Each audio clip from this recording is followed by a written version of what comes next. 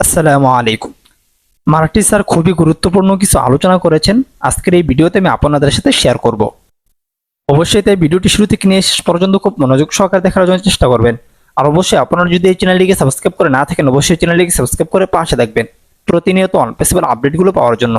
আর অবশ্যই এখনো পর্যন্ত যারা আমার হোয়াটসঅ্যাপ গ্রুপে যুক্ত হন নাই, অনপিসিবের সকল আপডেট সবার আগে পাওয়ার জন্য সবাই যুক্ত হয়ে নেবেন।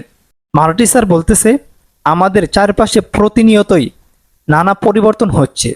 কেউ আসছেন, কেউ যাচ্ছেন, কেউ প্রেমে পড়ছেন, আবার কেউ নিজেকে ব্যস্ত রাখছেন বন্ধুত্বের বন্ধনে। কেউ হয়তো বলছে আমি সিঙ্গেল, আর কেউ বলছে আমি শুধু বন্ধু। এই কথাগুলো আমাদের সম্পর্কের জটিলতা ও মানসিক অবস্থার প্রতিচ্ছবি।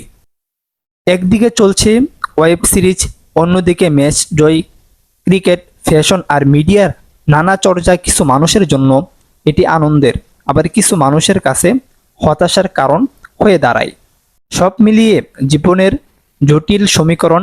কেউ মেসেজ দিচ্ছেন আপে, আবার কেউ সমাজে সক্রিয় ভূমিকা রাখছেন।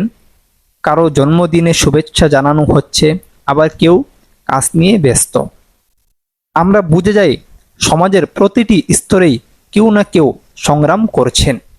আরটিআই, সিএসআর, প্রশাসন, শিক্ষা, বিচার, সবখানেই চলছে পরিবর্তনের ঢেউ।